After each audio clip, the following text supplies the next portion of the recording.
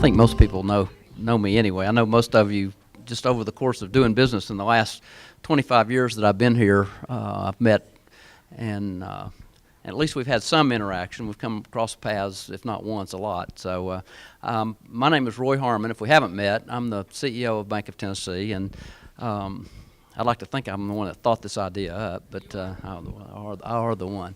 But I'm really proud of this program, and I'm really proud to be associated with it, with Jan, and with all the things that the bank is doing to promote this. I think it's an outstanding way for women to get together and network and communicate and cross-pollinate and really build a strong network that's outside of the traditional good old boys club, if you will, or the traditional business community.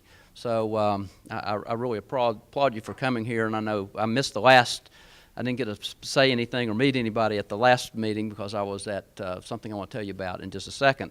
My first introduction I talked about the powerful women in my life, which was my wife and my two daughters. Both have been very successful and have had a huge influence and impact on me as a person. Since that time, and I missed the second one, but this time I want to talk briefly about a very influential female and the impact that she's had on me, and hopefully I can share something that will be of value to you that I experienced from her. I had an opportunity to spend a couple days in Minnesota with a lady that does a lot of a unique type of consulting. It's not sales training, it's not sales techniques. It's, there's a lot of interpersonal growth and leadership, and I'm telling you, it was very, very powerful. And she was probably the most influential person, or the person that's had the largest impact on me as a man, as a person. There were women in the class too, that I've been associated with, and that's a pretty strong statement because I've gotten an opportunity to go to a lot of those types of things. And so this powerful female or this powerful influence, a couple of things that we did that I would encourage you to do. And one is, how many people have done Myers-Briggs? Okay? How many people know what you are? Okay? What are you? Since you're running for office, we'll pick on you. Do you know what you are? I'm an ENFJ. ENFJ. Okay. Extroverted, intuition. It's T or F. You said F, did you? Feeling and judging. So you're a little different than I am. But I think that if you haven't done that, I would highly encourage you to do that. Now, I've been fortunate enough to do this 3 times in my life. Once I was about 24, once in 1993, which was now 21 years ago, and I'll be 60 this year, just in case you want to know. So I just did it again. And I will tell you that over the course of that time, it has not changed. Zero. No change whatsoever. I might not be quite as extroverted as I was at one point in time, and I happen to be an ESTP, if you know what that means. So pretty indicative of someone who's in charge of a business or kind of outgoing, gregarious, that sort of thing. So I would encourage you to do that. One of the other things that we did was a 360 review. How many people have done 360 reviews? Okay.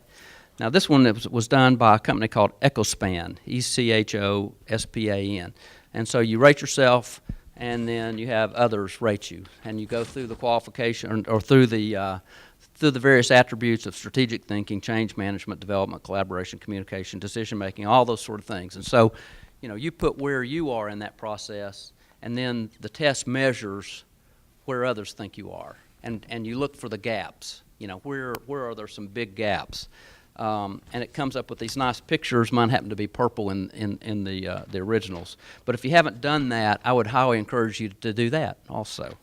And then we spent, there was one more test that we did called Zero Risk, okay? And it's Zero Risk HR Inc. And some of you may have done that. And it's another personality type. So she had me triangulated, and she had me nailed, And I will say, having done this several times, it's right. The strengths that you have typically come out.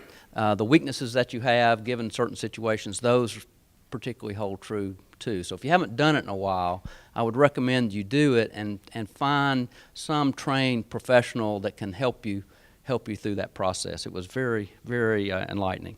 But I will tell you that just to sum up, because I don't want to take too much of Aundrea's time, one of the things that we did, which was fascinating to me, and in about a 5-minute period of time, I wrote a personal mission statement. Okay?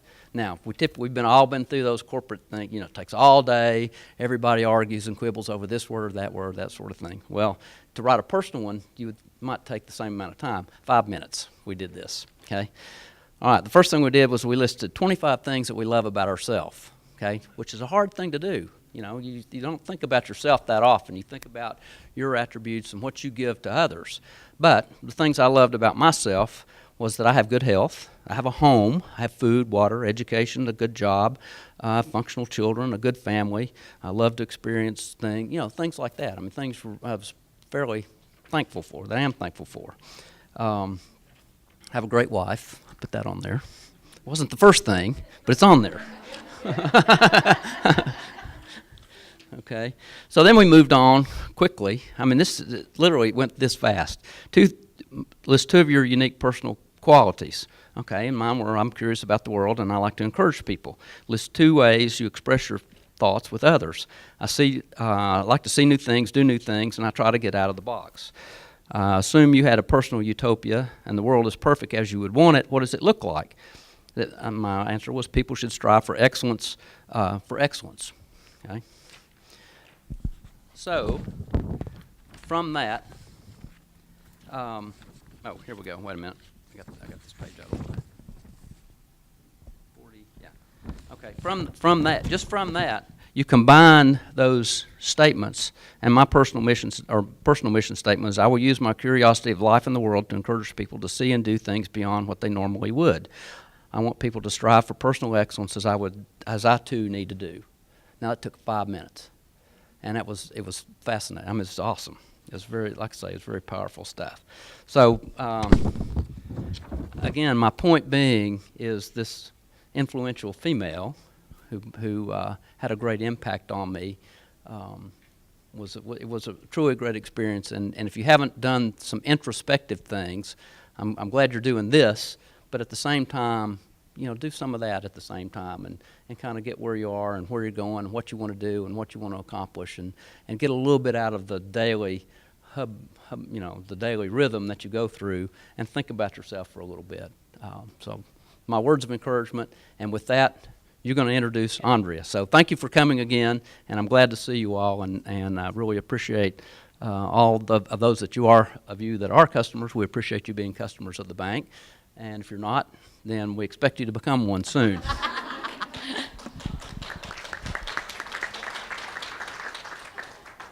And Roy will be at the elevator taking names, okay?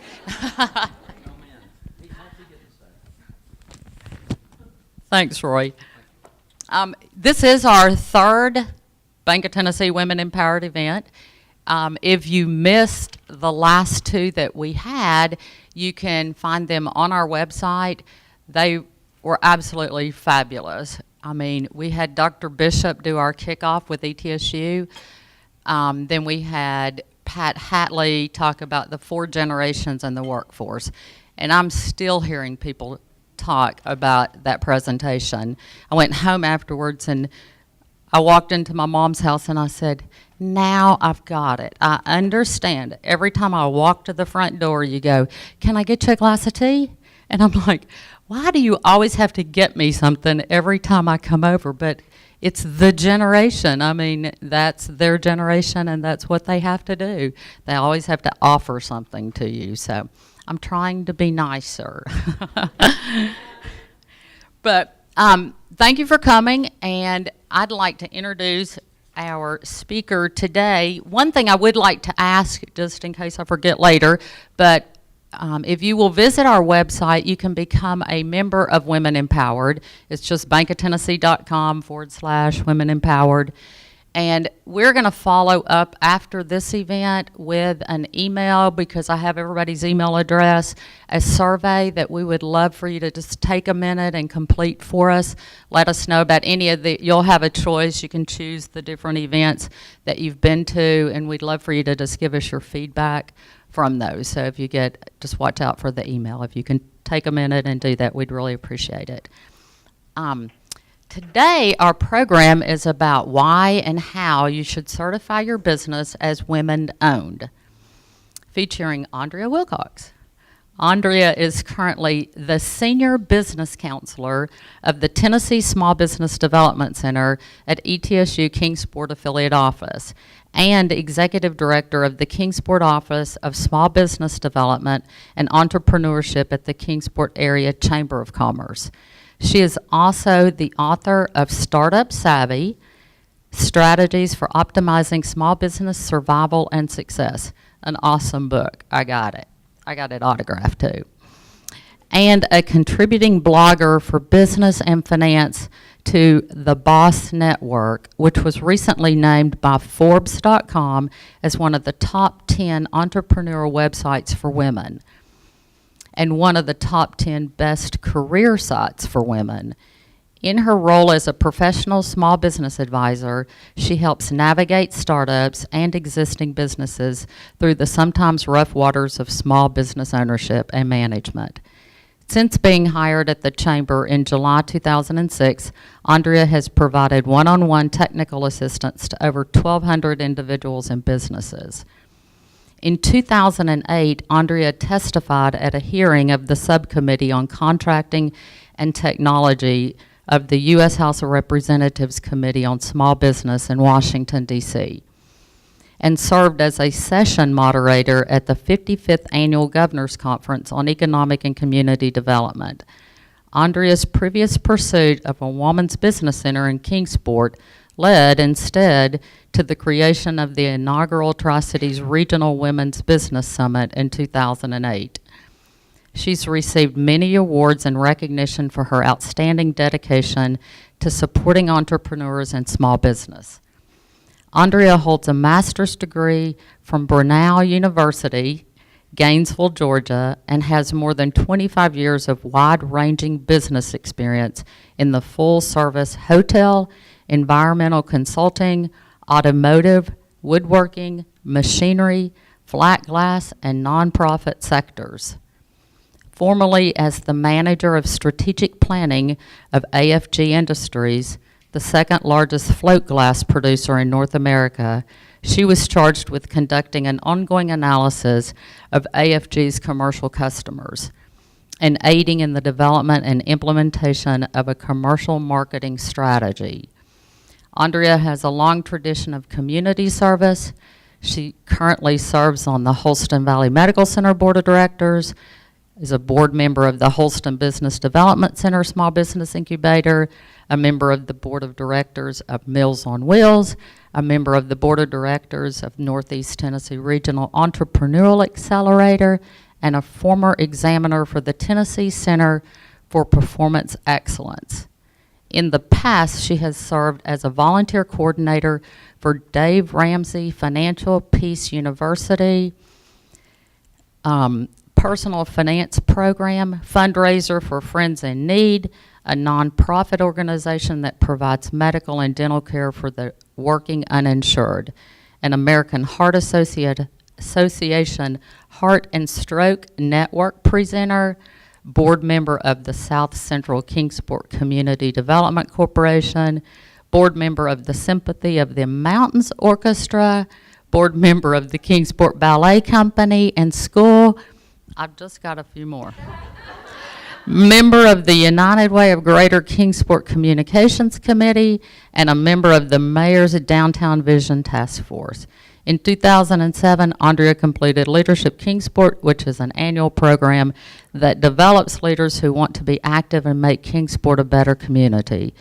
And not only that, she's with Dancing with the Stars in Kingsport right now. Let me welcome Aundrea.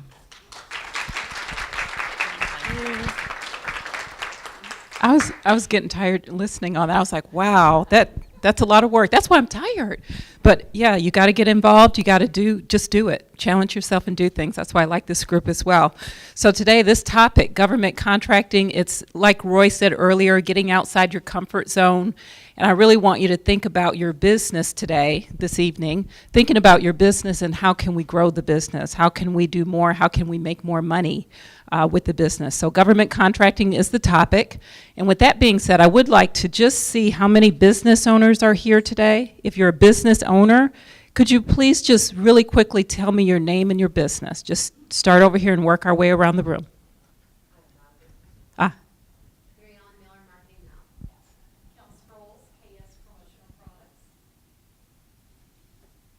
Anybody? Angela Baker, the IBC magazine. Yes. Ashley Reinstaff, Kia Johnson City. Great. Anybody else? April Baristowitz, Samadhi Healing Arts Center. Great. Carrie Kennedy, Starsky. Okay. Teresa Treadway, Creative Energy. Okay. Yes. Lynn Conley, Cairo Health Chiropractic Treatment Center. Chiropractic. Okay. All About Life with Brian Gallery. My name is Gail Collins. All right. Caroline Howard, Automated Building Systems. Okay. Carrie Desler, Love Your Negotiation. Mary Johnson, Land Partners, Commercial Real Estate. Okay. Gretchen Kohler, I go by Gretchen/there. Great. Anybody else? Casey Gott, Message Harbor. Yes. Did I miss anyone? So that is fabulous, and I love that because this is a very strange sort of topic if you're not a business owner. But really what I hope is if you're not a business owner and you're here with us today, I want you to share this information with another woman that could benefit from this. Very important topic, and it's just spread the word. So get certified. How to get your business certified as a woman-owned business, and why would that be an advantage for you? So what you're going to learn today, I like to sort of set this up front, what you're going to learn so that you don't leave disappointed thinking that you were going to get something today that you're not going to get. So what you're going to learn today, we're going to hear some market statistics. I'm not going to get deep in the weeds and give you a lot of facts and numbers, but we'll just talk about some trends. And then what and how the government buys, what they buy and how they buy, the federal government and any government. It could be city government, county government, how government entities buy. Identifying opportunities for your business.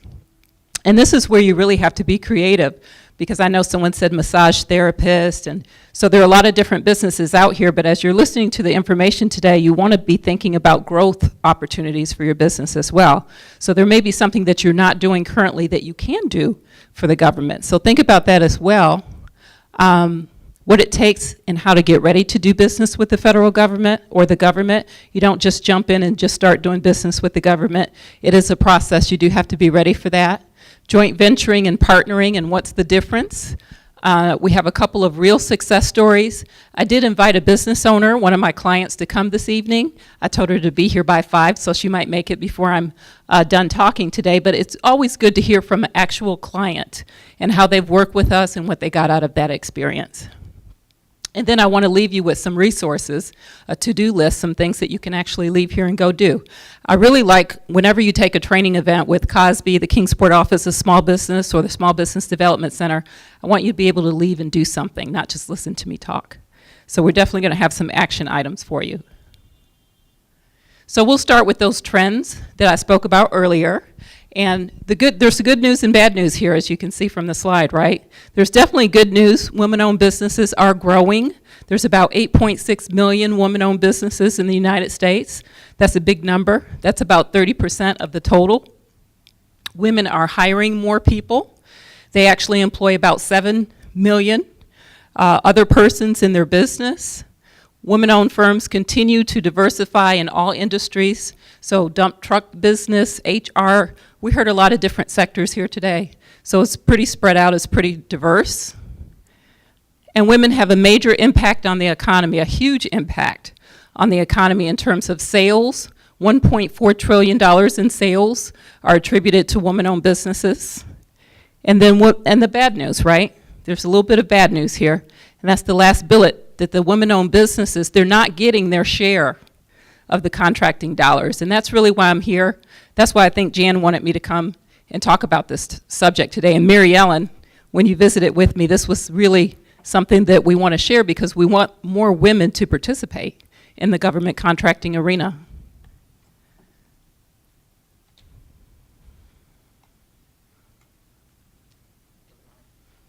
Hit the right one.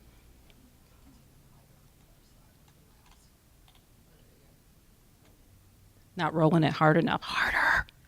Yeah. What can we do? So what can we do to increase the number of women doing business with the government?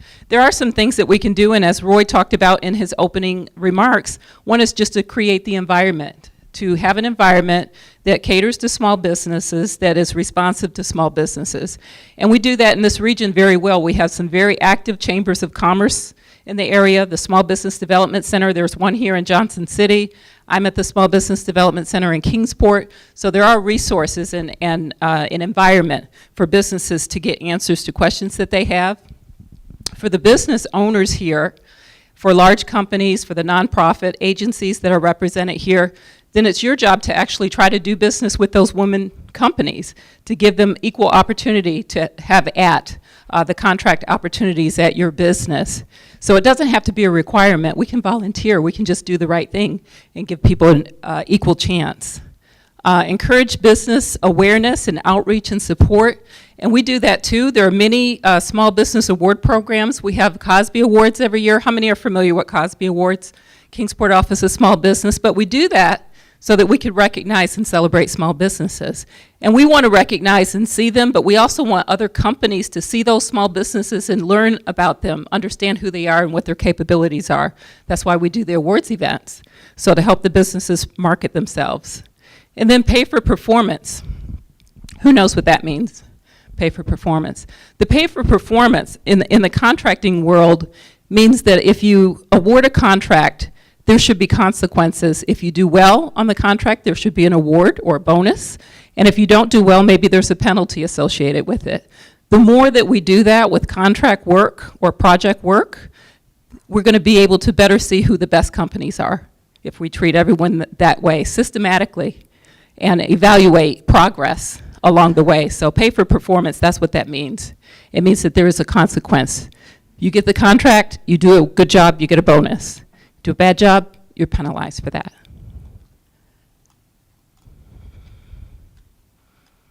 Is it harder?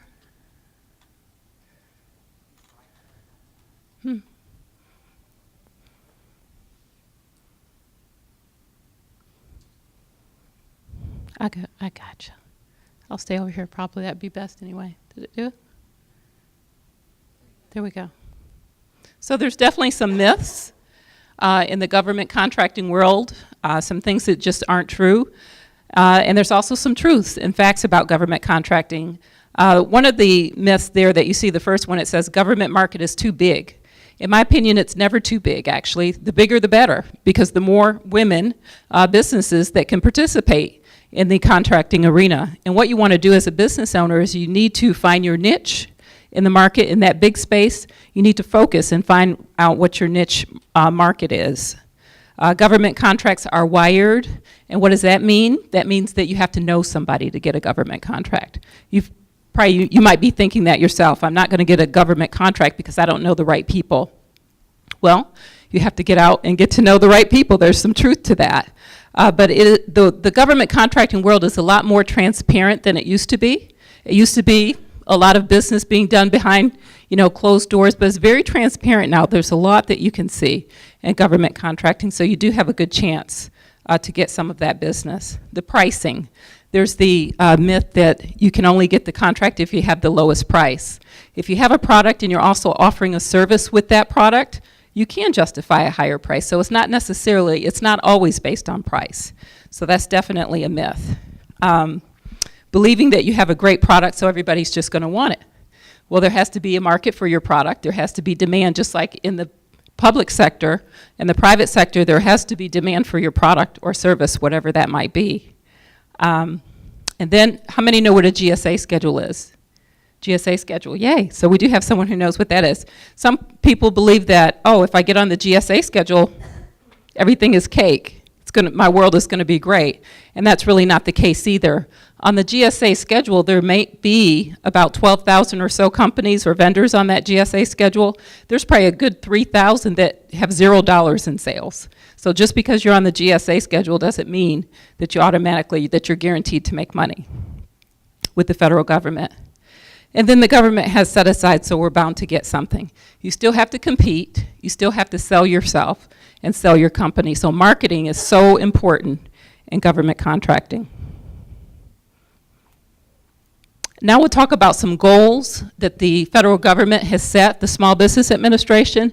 And again, these are just targets, so these are goals. And you can see on the chart there where the 2012 goals are. So for contracting in general, it's 23% of the contracts should go to small businesses, is what the SBA's goal is. 5% should go to woman-owned business, 5% should go to small disadvantaged business. And a small disadvantaged business generally is by race. So that's a minority business for the most part. 3% of prime contracts and subcontracts go to a hub zone company. And a hub zone company, that stands for historically underutilized business zone. So it depends on where your location is. And there's a map, type in your address, and we can see if you're in a hub zone, and we go from there. And then the last one there, 3% of prime and subcontracts should go to service disabled or veteran-owned businesses. So again, these are goals that the government has set that are real. These are real targets. And so there is some set-aside work. There are contracts set aside for these groups in this way. And as you can see in 2012, you can see how we did do. We were almost there overall at 22.5%. 4% for the woman-owned business, so 1% is actually a big gap. So there's definitely some improvement there. But look at the disadvantaged business enterprise, 8%. And the goal was actually 5%. So they're over in that regard. And then you see there for the hub zone, they're right about on target. And for veterans, they're also under. So if you ask the federal government, who are they seeking, what would they say? Women. Women-owned businesses and veteran-owned businesses. So if you are a minority, woman, veteran, how do you market yourself? You're going to market the woman first, or the veteran. The veteran is 3%, the woman is 5%. So you're going to go after that woman-owned business certification. You can get all three. And if you have an agency that wants all three, they want to hit all of their targets, they're going to do business with you, the three-pointer, versus the service-disabled vet, where they may just be able to fulfill one goal. So it does matter. And it does matter to go out and get your business certified in all the categories that you can get certified for your business. It does matter. So what do they buy? What does the federal government buy, or the local government? They buy everything. Everything in this room that you see, they buy. They buy furniture, cups, napkins, tablecloths, window cleaner, windows. They buy everything. They buy haircuts, right? They buy shoes. They buy toys. You know, in preparing for this talk today, I went onto the GSA schedule to look at some of the items just to give you as examples. And when I saw the toys, I had to think about that for a moment. But sure, there's daycare centers, right? So they need toys, they need everything. Anything you could think of, the federal government or the government does buy. So it's wide open as far as opportunity. You just have to look for it. How do you look for those opportunities? That's a question that I'm often asked. How do I find stuff to bid on? How do I know a contract? How do I find a contract? How do I get a contract? How do I look for these things?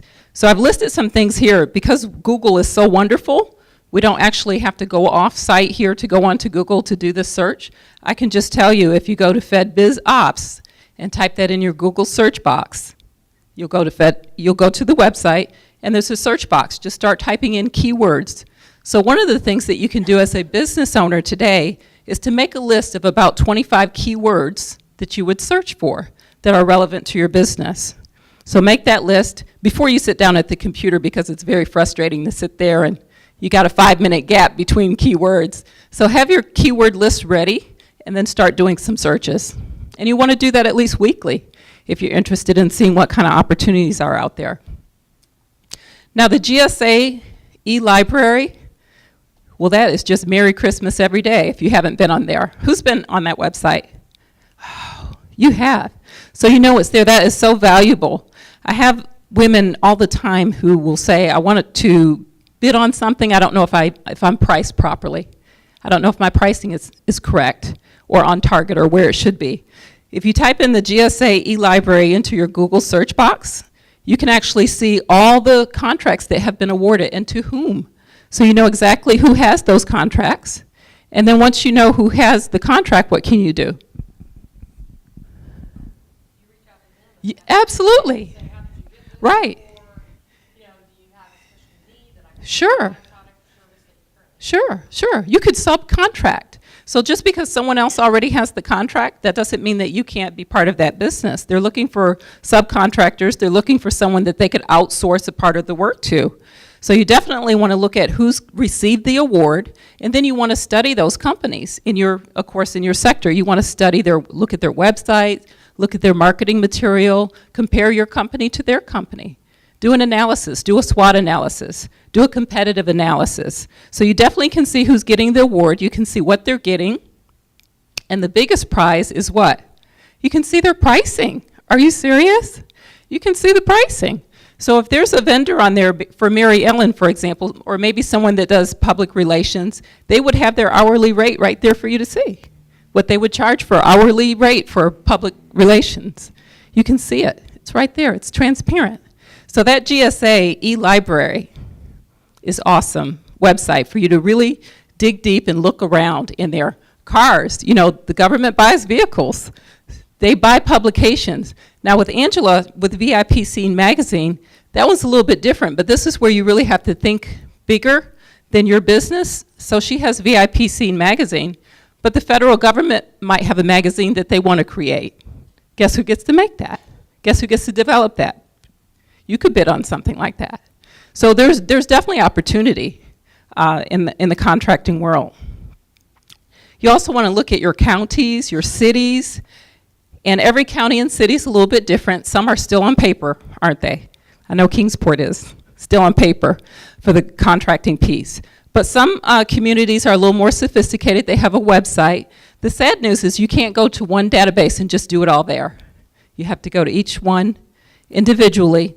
And on our website at cosby.org, we actually have a government contracting checklist, so you can just start going down the list, filling out the registrations that are interesting to you. And of course, the ones that are not interesting for you, you would just skip over those.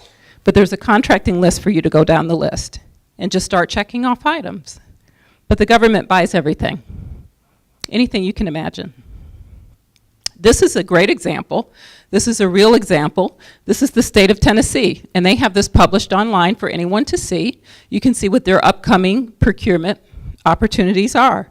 And this particular sheet comes from their document that is dated from July 1st of 2013 to June 30th of 2014. So they'll have another document available soon. But I simply did a search for the word marketing, and you can see the items that appeared. The marketing is highlighted because every occurrence of marketing, now I can go through that document and just look at the marketing items. So it just happened to land on this page, but you can just see from this page the diversity of what the government purchases, right? Can you see those items? You can also see that there's a contact name, the person that you would call. There's a phone number for you to ask questions about this particular contract. Now, before you picked up the phone and called that person, that's where I would want to work with you a little bit, because there are some things that you need to have in place. The first question that you're going to get from the person that answers the telephone is, are you registered with the state? So there's some steps, some preliminary things that you need to do before you just pick up the phone and contact that person. But the good news, the nice thing is that that information is there for you, and it's public for anyone to see. So what I would suggest is, you know, this is the state of Tennessee, but what other state would you want to do business in? Virginia, North Carolina, they have similar documents. They're all not necessarily looking exactly this way, but they have this information available as well. So what is your geography, your geographic area that you want to work in, and start looking for these types of opportunities. And if you see something, just because you have that person's name and you have their telephone number, so what you now need to do is start developing a relationship with that person. You want to call them up. You want to start, get the conversation. They might ask you, do you have a capabilities document that you could send to me or something you could email to me? So what you're doing is developing a relationship so that if that person, that buyer, has a contract or project coming up, that they will think of you. There are opportunities where they just send it to the people that they want to send it to. So if they have a relationship with you, that's beneficial to you. So you definitely want to start working on the relationships. You definitely want to build relationships. This particular list, if you just did State of Tennessee upcoming procurement opportunities, you can get it if you're familiar with Edison. Edison is the State of Tennessee's database where you register your business to do business with the State of Tennessee. And you can get to it somewhere in there, Mary Ellen. And they send those updates like every day. Mm-hmm. New contracts become available. Mm-hmm. You can actually Set an alert. you can set an alert and it'll send it to you if any new contracts or awards. Mm-hmm. Or, you get it every day. Right. And so that's just one very tiny example because I wanted to show you a real example. I didn't just want to say, hey, you can go on Google, you can do this search. I wanted to show you this is what you would see if you were to come upon that document. If you need help finding the document, just call me, at Kingsport Chamber or Cosby, and I'll be happy to share with you. And this is just a sample, so there are many other things that you can do as well. But that's just a small example.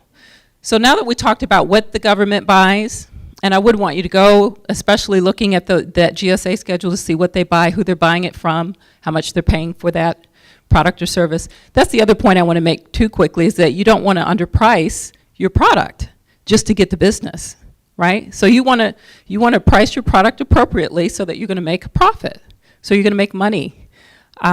It's very difficult to do business with the government if you're not profitable, if you're not going to make any money, but you can just go around and say, I do business with the government. That's nice. Are you making any money? Right? So you want to price your product appropriately.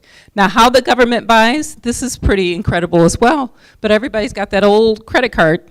They have credit cards. The government has a credit card. So any purchase that's under $2,500, they could use their P card for that. So if you don't take credit cards as a small business, if you don't accept credit cards, you're missing all of this action if you don't take credit cards. So the ability to take a credit card is important for your small business. Any purchase under $2,500, and it's the card holder that makes that decision. They don't have to ask anybody, can I buy this? They have that card, they can make those purchases. There's also the simplified acquisition procedures that you can see, and that's anywhere from $3,000 up to $100,000. So again, what that means is that's a streamlined process.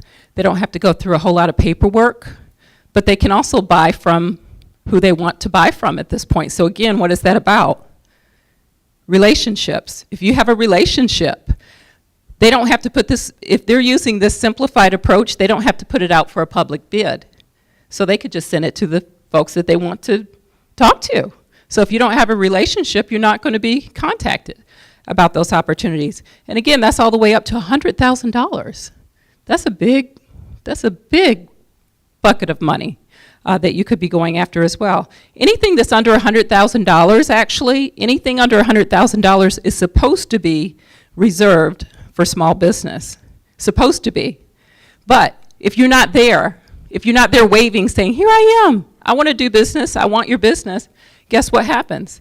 They can do business with the larger companies because they can say, there are no small businesses that I can give this work to. They're not registered.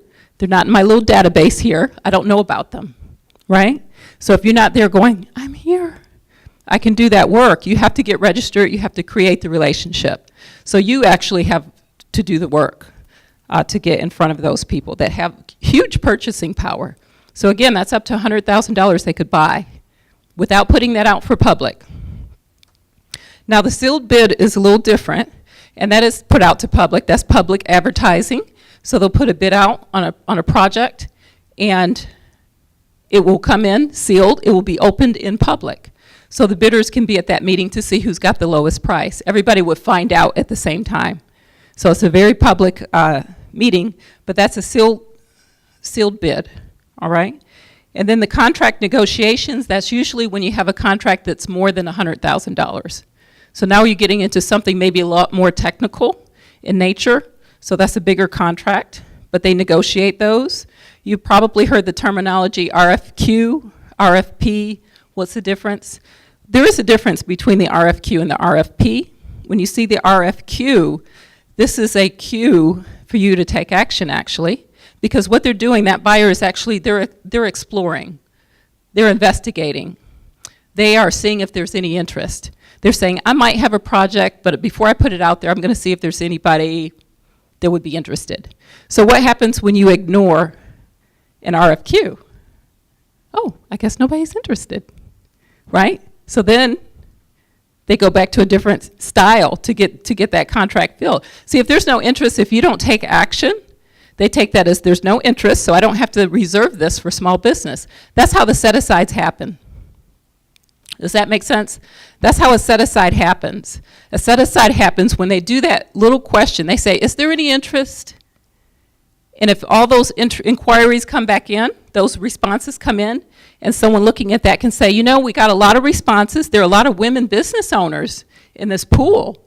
Maybe we could set this aside for women business owners. Or they say, I noticed there's a lot of veterans that responded to this. So we can set this aside for veterans. But if nobody responds, there's no set aside. We don't have to set this aside. It'll just go to anybody small. And if there's no one small that's saying, I want it, it can go to anyone, open to anyone. But that's how a set aside happens. Does that make sense? Okay, so the RFP is a little different. The RFP is when you respond to an RFP, you are giving them an estimate. And this is going to be your starting point for negotiation. So they have your price or what you're offering. From that point, now it becomes negotiation. They can negotiate with you. So whatever you tell them in the RFP, your response needs to be pretty accurate because you're going to be starting from there. RFQ is a lot different. There's no obligation there. So I'm not saying that your number doesn't have to make any sense, but you're not going to be bound to anything with the RFQ. The RFQ is just to see if there's interest. Okay? The GSA schedule, again, that is the GSA schedule. The way to really make that make sense for you is that there's a GSA Advantage website, and it's basically an online store for government purchases.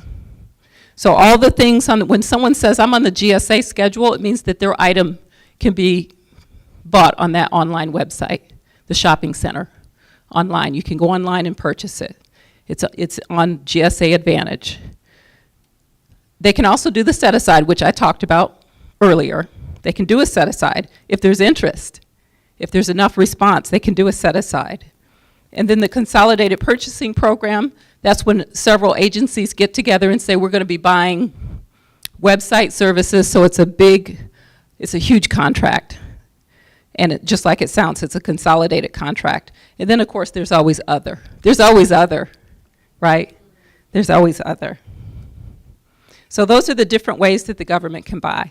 Hey, Aundrea, Mm-hmm. you might want to mention too, and you might want to expand on it a little bit, but there are a lot of larger companies that are bidding on large contracts, and they have a set aside amount that has to go Yes. towards a woman-owned business, Yes. a veteran-owned business, Mhm.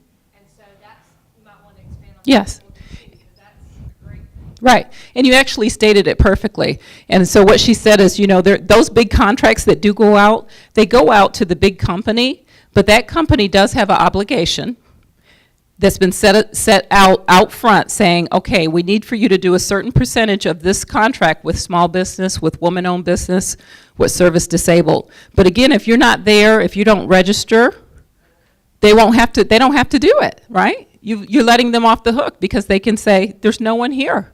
So I can give it to Joey, my friend Joey. I can do that because no one's registered here. So you have to respond. You have to pay attention.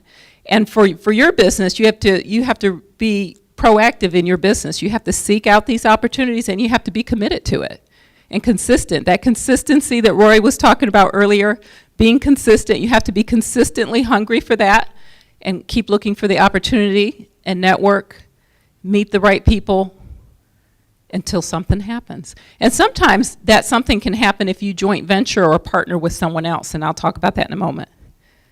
Sometimes you're just not able to do it yourself, and you do need to partner up with somebody. So before you get too excited though, right, because there are some opportunities out there, but there's some big stoppers out there as well for business. And if you're really not ready to go forward from this point, if you don't have these things in order, you really should stop. Wait. Doesn't mean you can't do it later, but you should hold off and get your act together. So some of the documentation that they're going to be looking for, and this is just a sample. You can ask Sonia. I saw her here. Sonia, she's going to talk to you a little bit later, that business owner that I was telling you about. This is a small sample, right, Sonia, of the documentation that you have to provide, you know, when you're seeking woman-owned status. So the tax returns, having all the tax returns for the business, for the principals for the past 3 years, minutes of your organizational meetings. A lot of people don't even do that.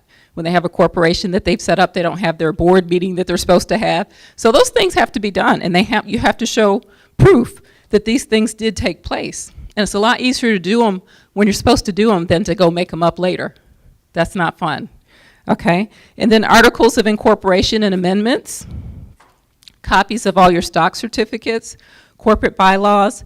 The last item there is hard for some people, and that's the proof of equity in the business. So you have a woman-owned business. How do we know that it was your money that you used to start the business?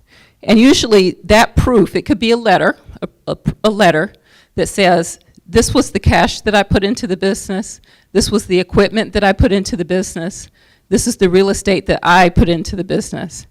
And of course they'll verify that.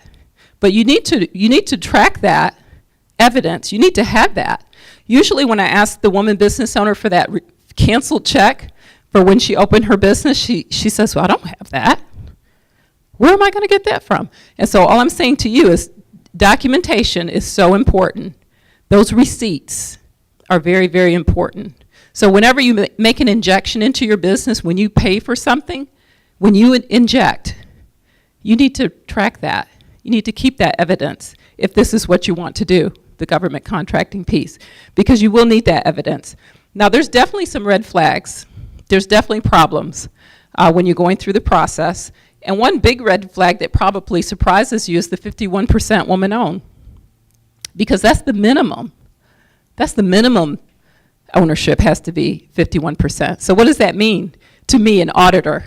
It means that maybe you did that pretty deliberately, 51 instead of 60 or 80. Why is that? Is she really not the boss?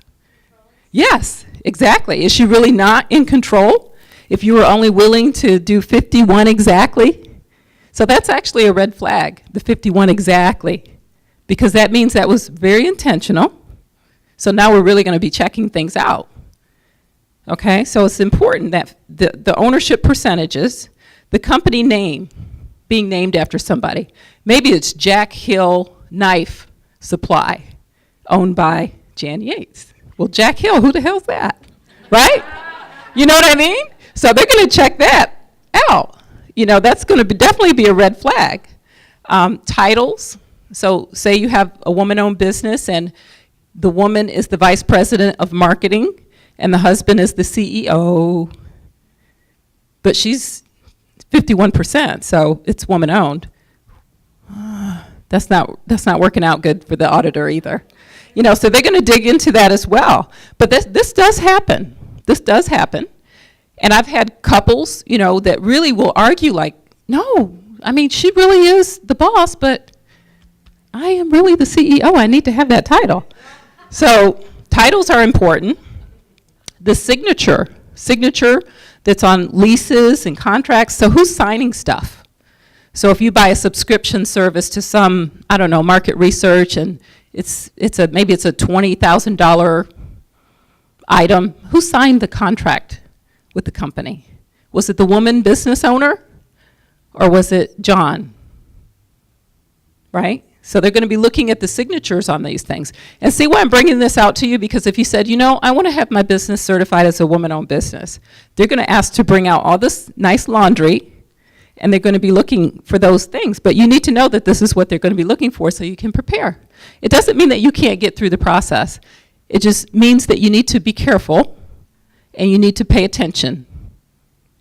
Who's going to sign what, and that sort of thing.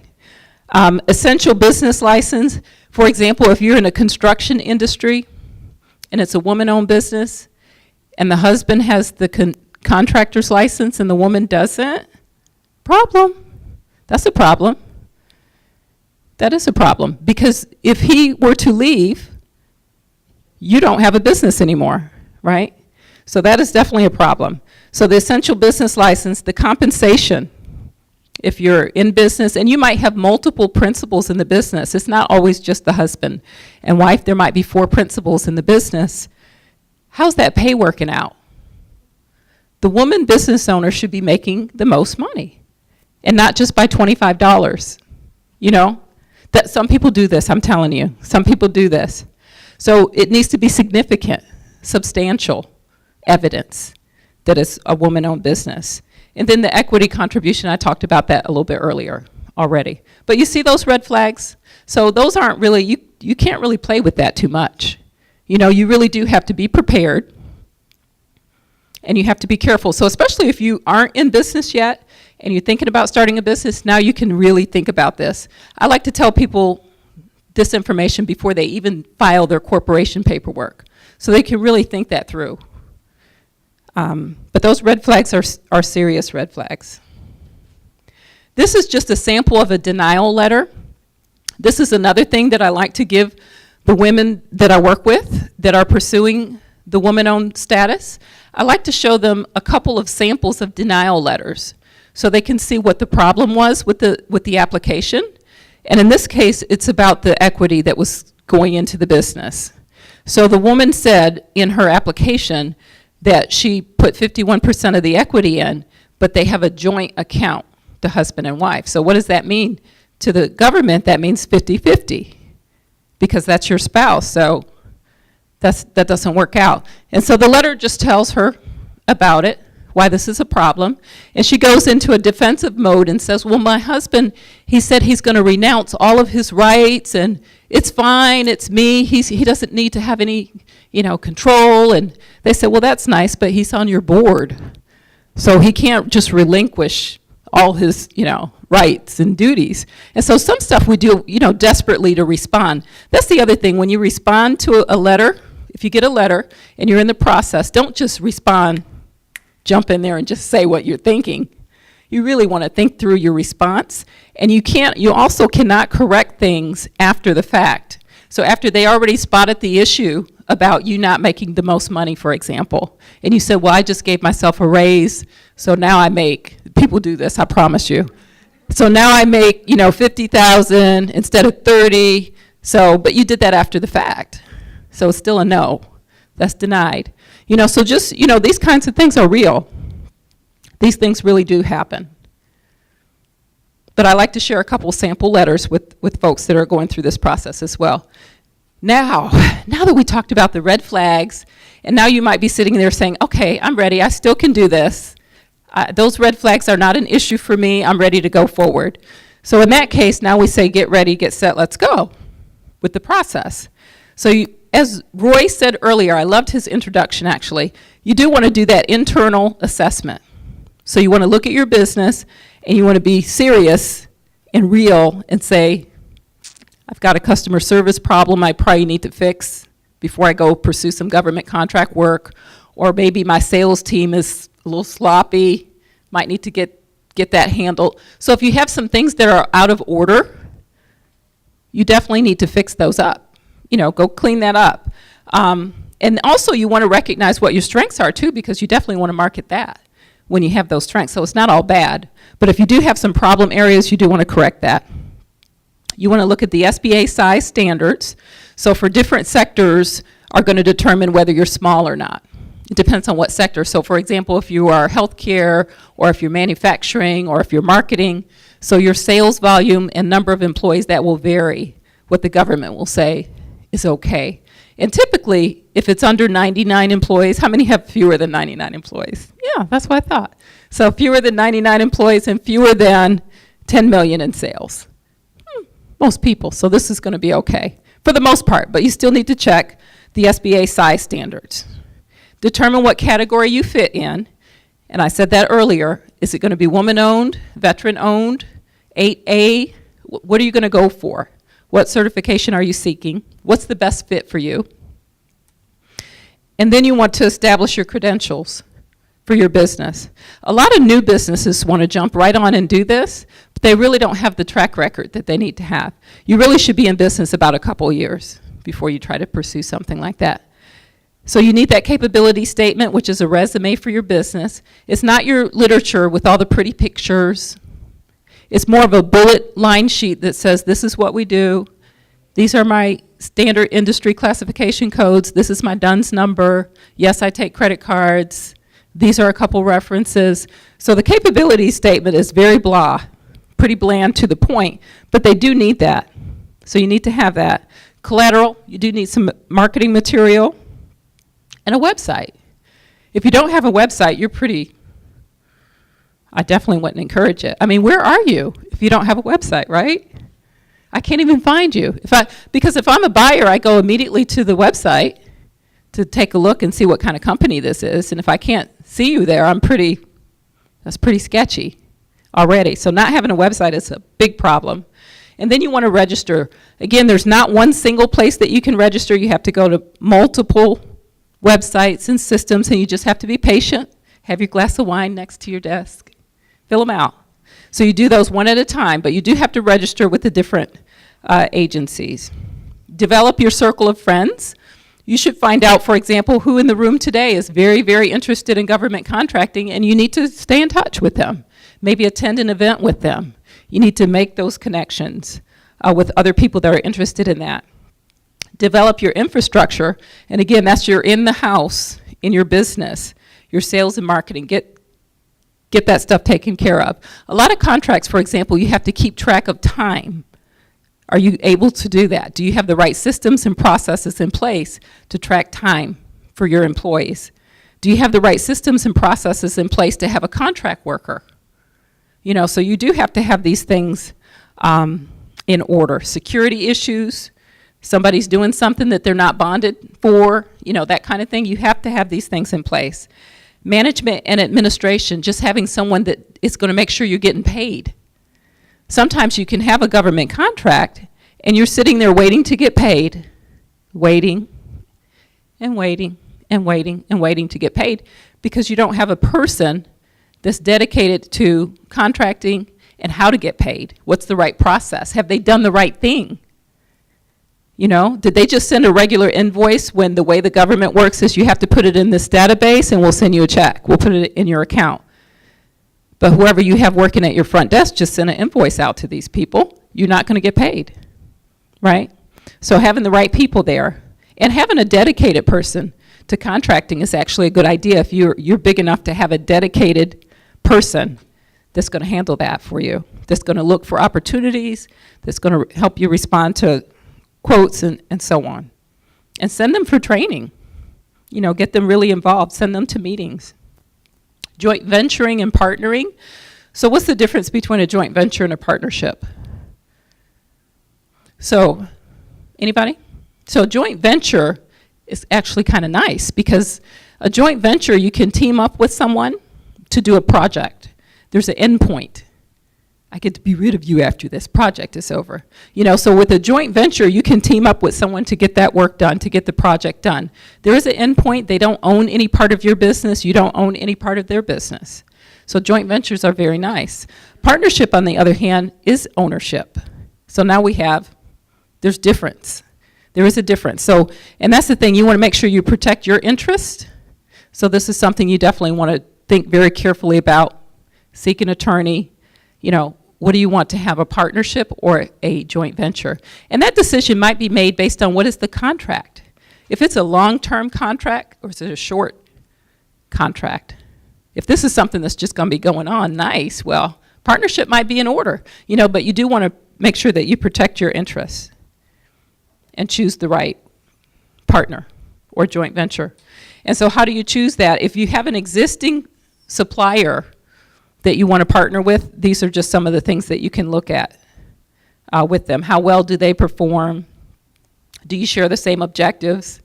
I like the second one. What is their attitude to the collaboration, and do they share your level of commitment?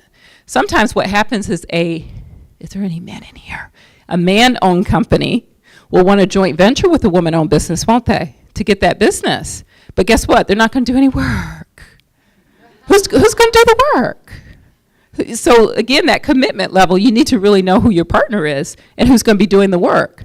So you don't want someone to joint venture with you just to be able to get the work, be able to get that contract, and then you end up having to do all the work. They're not holding up their end, doing their part of the work. Can you trust them? Do their brand values complement yours? What kind of reputation do they have? Those are pretty basic things, but still we have to just say, go do that. You need to do that. Are they financially secure? You get a joint venture or a partner and you find out that one of the partners has no money. So, and this happens, but you just need to know about it up front. You need to know this. Do they have any credit issues? Do they already have joint venture partnerships that you don't know about? That's important. Do you have any other joint ventures that you're involved in? What kind of management team do they have in place? And so on and so forth. But just choose wisely, be careful. And obviously don't be too trusting. You want to check. Ideally, you'd want to go with someone that you've worked with, a supplier, somebody that you know their track record, and you've worked with them. Now a couple of examples.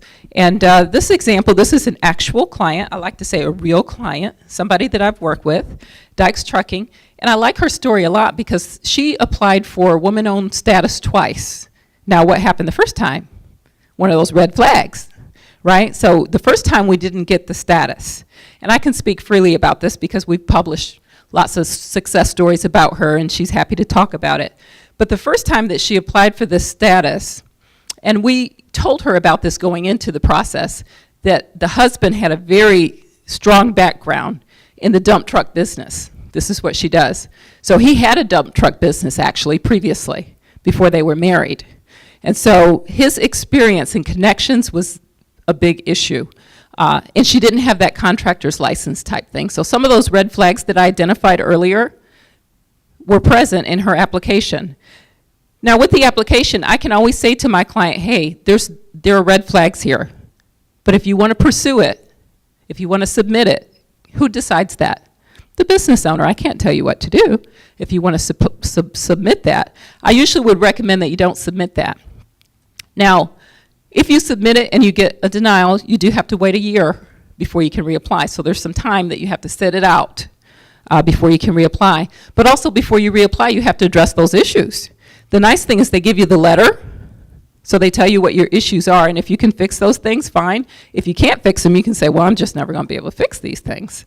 So it's not going to work out for me. But if these are things that you can fix, in her case, she was able to fix these things. She actually went and got her contractor's license in her name. So she took that year to go do that. So she fixed the issues that were present in her application. On the second time around, she did get that. So we're very happy. It took 2 years for her to get that. But if you look at the result, after working with us, she got her status, and she's done $2 million in contract business. So this is a woman dump truck company, and the prime contractors want to do business with her because they need to fulfill that requirement, right, that you were talking about. So they seek her out. In fact, when she got her woman-owned status, I called her to see how she was doing. She said, oh my God, my phone won't stop ringing. My phone won't stop ringing. We can't even meet. When I call her to just say, hey, I just want to see you for lunch. I just want to talk to you, see how it's going. She's like, I'm so busy right now. She just can't do it. But things are good. It's good business. The other thing with something like this, you see that's a big jump in your revenue. So you really have to be ready to grow that quickly. So there is a lot of work. You got to be ready for that. You need to prepare for that growth. And again, that's where you need to say, is this what I really want to do? Because this can happen to you. This can definitely happen to you. So again, that's Kim Dykes, and the company is Dykes Trucking. So happy for her. And you can see there, she works in the business. She drives those trucks, So she's definitely hands-on and well-deserved. But that took her 2 tries to get this. Elite Manufacturing and Professional Services, and Sonia Bennett is here. I love her. She's a client. And she came and said, I'm interested in this woman-owned certification. I want to get my business woman-owned status. And so we went through the process with her. She was approved in the process. Now, what I liked about working with Sonia is that she's very self-sufficient. Oh my gosh. I was like, can I do anything for you? other than just, show you the website. And that's kind of how we work together. I said, here's the link and here's the page. And she's like, get out of here, leave me alone. She's very, independent and was able to get that done. Now, other clients, I've had clients where I'm sitting there with them, typing it in with them. And that's fine, because if it's a company that I know that she's going to get this status and it's going to help her, I'm willing to sit there if she's willing to sit there. We'll fill it out. We'll get it done. But then when Asanya comes, I'm like, yes, you're going to take this home, right? Okay. So she'll do that. But she was able to do that. And I invited her to be here today because, again, I think the real story is important to hear from someone from her lips, what the process was like, the challenges for her, what are her next steps. And so, Sonia, I see you there. Are you ready to come on up here and just share? And you can ask her some questions about the process, ask me questions. But I think I just wanted her to just tell us about the process. And she actually brought a sample of her documentation, as you can see. She said, do I need to bring this binder? I said, oh, bring it. But it's a lot of paperwork. It is truly a lot of paperwork.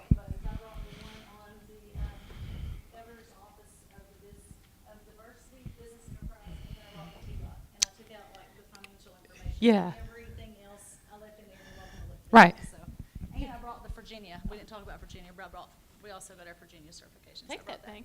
So I hope it's Yeah. question and answer. Yeah, it is. Okay. And actually, why don't you tell us, though, before we do the question and answer part, why don't you just tell us about your business and how you came to start the business, and give us some background. Okay. Good afternoon. Thank you for having me. I know many of you all and have worked with many of you all as well. Aundrea and I actually worked together on a Cosby board, and I worked with her as an advisor, and then all of a sudden became a client. Is this on? Can they hear me without Just me put it up talking to into it? Can y'all hear me okay without that? Okay. Okay. But 2 years ago, I found myself to the point of wanting to start what I called a contracting company as well as an employment company. And it was my husband and myself, and my husband's background is he was the president of a large contracting company. And for the last 20 years, I guess, since I was about 10, I've worked in the staffing industry. And I graduated from ETSU, majored in human resources, love people. My professor said if you love people, you don't need to go into human resources. Well, I tend to differ, and so what I had an opportunity to do during the last 20 years was work in multiple states and go into companies and ask them to outsource their hiring to a company like ours. Well, things have evolved, and we are not a temporary staffing company. Most of the jobs I'm putting people to work on today, $20 to $24 an hour. It's a pretty competitive rate for a skilled person. As a matter of fact, this week I was able to place someone who was displaced as a contractor inside of Eastman and pay him $5 more an hour, and he thought that he was at the prime of where he would be, and I placed him within 3 days. So we had this vision of taking and forming a company.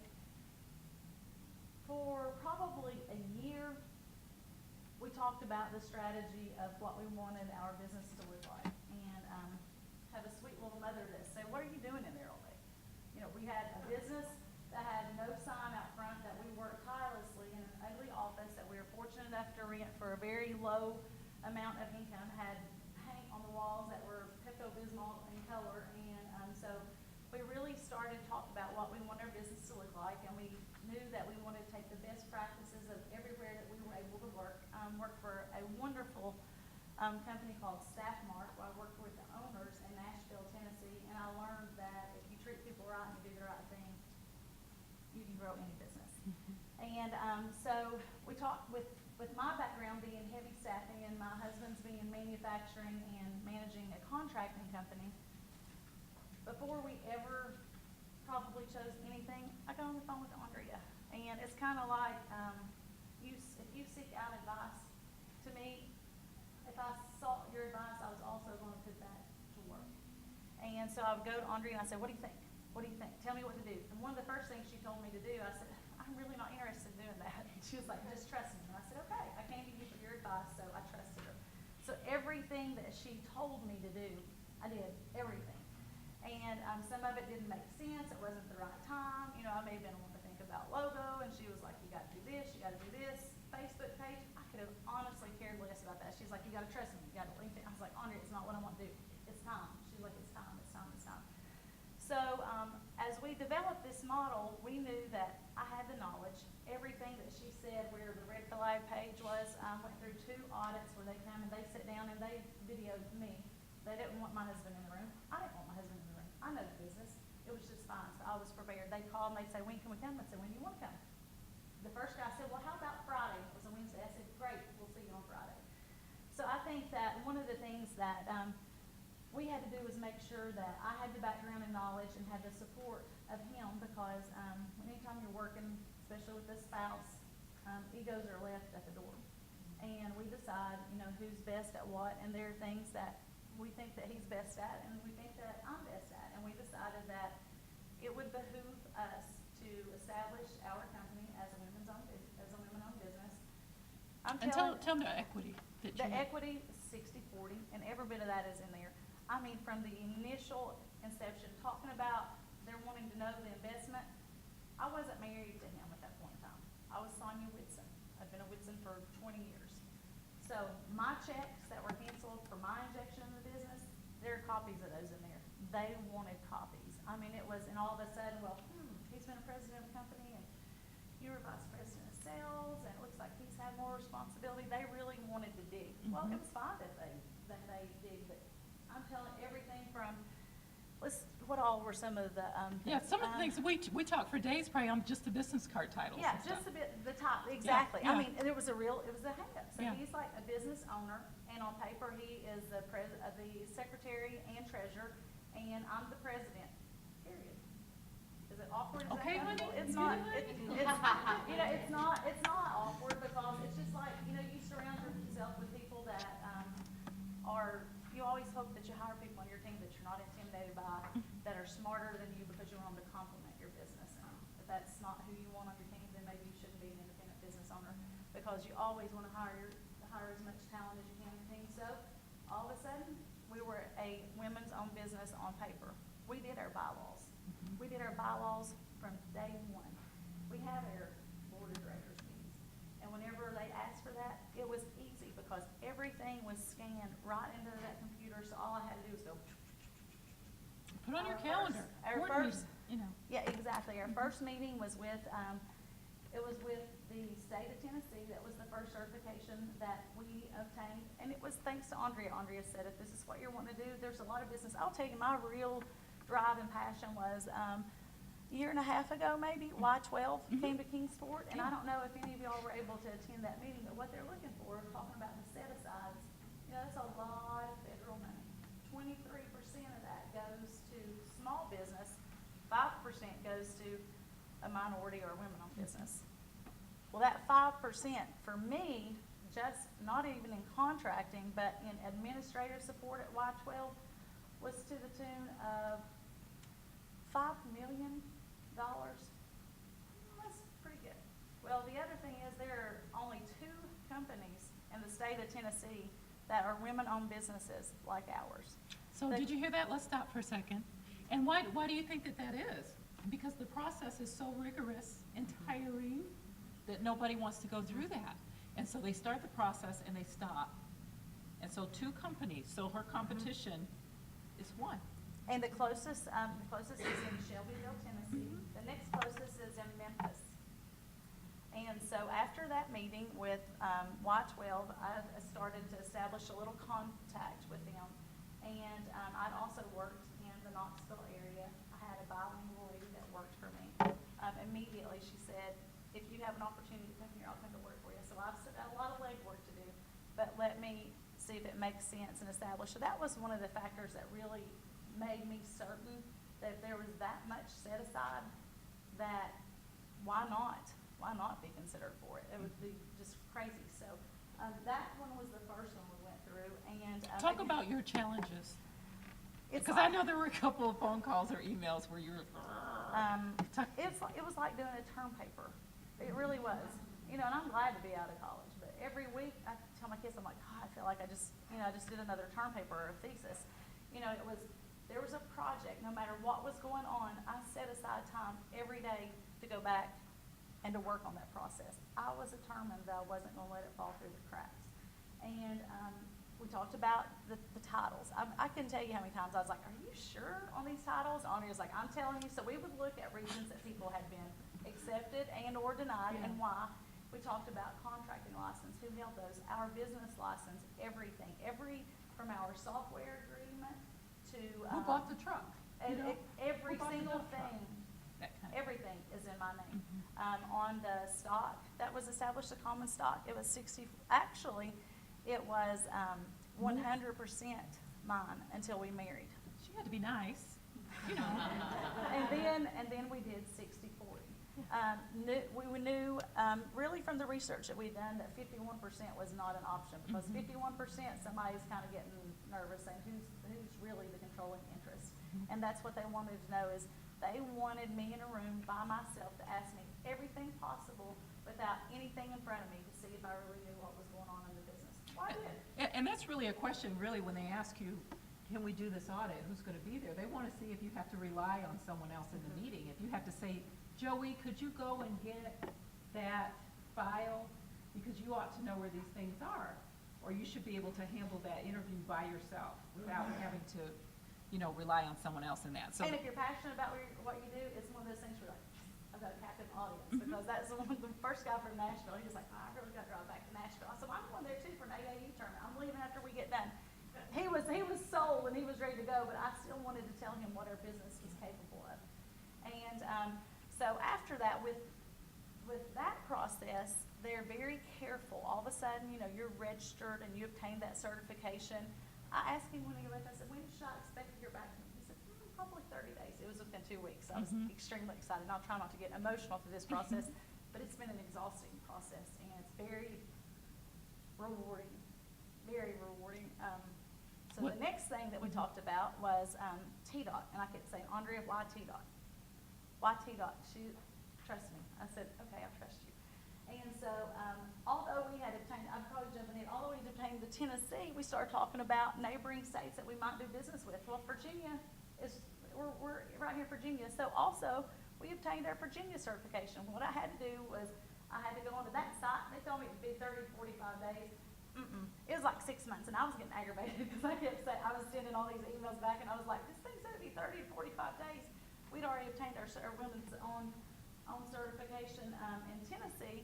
So what happened though was during that time they had a lot of layoffs, so it just kind of got backlogged. So whenever a lady finally said, I've got your information, and she said, I'll get it back to you this afternoon, it was an approval that afternoon. So so we've got the Virginia also. I will tell you, Virginia, I get notifications every day, probably maybe 20 of opportunities that my business is qualified to do business in Virginia. Well, in the rural part of Southwest Virginia, which is our neighboring area, there aren't businesses like ours that are prepared to do that, and we could service the entire state. Well, what we had to make up our mind is, which of those makes sense? I told you, line 12, I've worked in Knoxville. I have a huge team that I worked with, that I manage. I say I work with, but I have people I know that I trust, that I can go there right now and open and expand and easily service that. So what we've had to do is, there's some opportunities that we've declined to pursue because maybe they don't make the right sense in the growth mode in order to be able to pursue those. So that was the next thing that we obtained. But that was a key thing though too, because when you look at the contracting opportunity and how you can grow your business, if you say, okay, if I get a contract in Virginia, I don't have a presence there, that would be awful hard to fulfill that contract. Guess what? That contract is so big, you could actually have an office in Virginia if you got this contract. So you cannot think small and say, I can't pursue that contract because I don't have the office in Virginia. And you also can't think small and say, I can't pursue that contract because I don't have enough people that work for my company, because you can get financing for that. Jan can probably help with some of that. There are lenders that will finance part of that contract if you could. Once you get the contract. Show them the contract. The contract serves as your financing. Yes, those they can And help. one of those manuals in the very front of it, there's some interview questions. I think it's that one right there. If I can just get that little packet. I brought that kind of strategically to let you know, because whenever the gentleman came from, thank you, T-Dot. Now, he was hardcore until Aundrea had to call her. I was like, God, this guy lost weight. He is so hardcore on the telephone. I can usually develop a rapport pretty easy with people on the telephone. He wanted me in there. He said, I'm telling you, it's going to be recorded. And I was like, okay. That's fine. He was very cut and dried, and he got there, he'd driven from Nashville again. I said, can I offer you some water? He said, you can offer me nothing. He said, I can't even utilize your restroom. Isn't that awful? But you see that personality that Yeah, you have so to be I ready mean, for. he could have nothing, you know, and I felt bad, and I was like, well, do you want to look around our office? No, ma'am, we'll go ahead and get started. I was like, okay. So. I'm gonna break you down right now. So I was like, okay. Well, it didn't take too long for me to kind of go through the process. The questions are very similar. So if you get one certification, there's a good opportunity that you can get the other one. You just have to be prepared. You have to have, because then he goes at the end with TDOT, he goes, well, I want to go see, go get your records. I want to go see who's actually signed your checks. And I was thinking, oh God, who signs most of them? You know, I was thinking, I know I signed some, but accounting is probably my least favorite thing to do. You know, I'm a salesperson. I like to talk and negotiate contracts. And so I said, okay, I'll go get them. Well, I had signed about 75% of them, but I'm telling you, at that point, I had to go straight back and get them. And he wanted to see the Now. checks and who Yes. signed them. And we'll go get this contract and let me see who signed it. So everything, I mean, they really wanted to see who some of the controlling person was. Okay, these are some of the And- questions. and let me just say Have you this. been through these already? Let me just say this, though. Also, there's different levels of certification, and so I always do like to start small with that first one with the Governor's Office of Diversity. It's not easy to get, but it's simpler. It's the first step. It's a good first step, because if you can get through that gate, then we can say, okay, whew, now we can pursue some other certification levels. But that's a good first step. Immediately, they wanted to know what my contribution was. Okay, go get 2 checks and show me where you wrote 2 checks to invest into the business. That's kind of like, you know, do we have a joint checking account? Well, fortunately, we didn't have a joint checking account at that point in time, because it was me and it was my business. You know, what were the, where did that money come from? Well, and this is the other thing they want to know, if you have another job, and that's kind of one of my pet peeves, they want you to focus 100% on this business. They want to know if you're working somewhere else, and if so, how much time you're spending there. And if it's over 50% of the time, Problem. it's a problem. And I'm like, well, what if somebody's trying to work, plus they're trying to establish a business too? They want you focused, and they want to know that this is where most of your time and efforts are spent. The distribution of ownership, immediately, they want to see the stock. I mean, they want to see copies of them, the front and the back. I'm gonna send it to you later. That doesn't And work. then we had to answer to, you know, why the stock had changed. And so I had to even supply them a copy of my marriage certificate. How the management structure is done. Then I had to go through a piece, and I had to say exactly who could do what. Because you know how you said, who holds the contracting license? Well, and then one of the last questions he got said, he said, well, what if you die? Does he know the business well enough to pick it up and run with it? So at the same time, I'm telling him I have to run the business. They're wanting to know if you have somebody within your organization that can continue. If they award you this contract, is somebody else educated enough to continue in the process? Because we don't want to give you a contract if somebody else, you know, if something Right. happens and you're it. Again, they want to know your background, so we had to have our resumes and stuff prepared. Let's see. Who holds the license? How are disagreements between your owners resolved? Yeah, I could answer, but you know. How'd you answer that one? Yes. No, I said, this is what I really said. Generally, there are no disagreements. Final decisions must make financial sense. And, you know, it's really, I mean, it's kind of like running a household. You know, it has to be what's best for the whole. However, it had to be that ultimately, who does the hiring and firing? Well, during that year to year and a half that I sat inside of a building and went blind, we also developed a new hiring procedure manual. So everybody that's hired goes through a training process with us. So it's not like, you know, it was very structured and laid out. It wasn't, well, we like them or we don't like them, or they're performing or not performing. Okay. So that process was Okay. done. So now tell them what are you gonna do next? What are Okay. your next steps? Now that you have the certification. Okay, let me just tell you, I was supposed to be here at 4 today, but I got a call from probably the largest company we could ever potentially do business with. So we need to talk to you today at 3. I said, okay. It was in reference to transportation. So pretty interesting for me. The very exciting thing was, I said, well, we also have our TDOT certification there. That's nice. Well, that was May the 9th, I think, was the date on it. So, you know, just let you know, things like that do payoff. Matter, yeah. But after we got even the TDOT certification, I called Ross Webb and I said, okay, what next? We're registered with all these places. And so then it's email. You get email after email after email, and then you start trying to determine if it makes sense. So then you have to fill out pre-qualification forms. I will tell you, I think one of the reasons that people do not pursue government contracts is it's paperwork. Right. It is paperwork. Traditionally, probably 20 years ago, whenever I first started in sales, my sales was it was cold calling. If any of you all have ever cold called, I've cold called on everybody in the world because I like people, so that makes good sense. Well, guess what? Now, as having these, air cold calling is following up. Like Aundrea said, if you have somebody that can dedicate to looking at all these contracts and seeing if they make sense. Right. And so a logical next step for Sonia is definitely on that GSA schedule to go find the HR services and look at those awards. Who's been awarded that Registered with business? Sam too. We registered with Sam. And then this- sell her company to them, sell herself, market her company to those companies. The gentleman that was so hard and was doing the audio recording and couldn't accept anything, after he turned off his recorder, he looked at me and he goes, I just want you to know I'm impressed. I was like, yes. And I said, well, thank you. He goes, no, I'm really impressed. He goes, have you talked to Y12? And I said, well, actually, we have. He said, I have to meet with them twice a year. They need you. And I said, well, I went to a meeting about a year and a half ago, and he goes, they have to use a company like yours. Do you know that?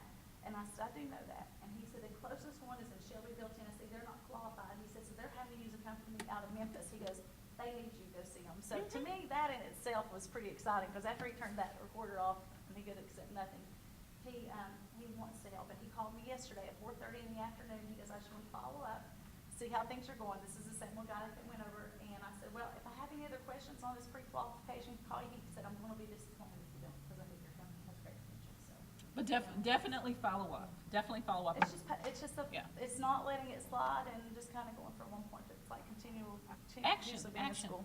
Thank you, Sonia. Thank you. Thank you.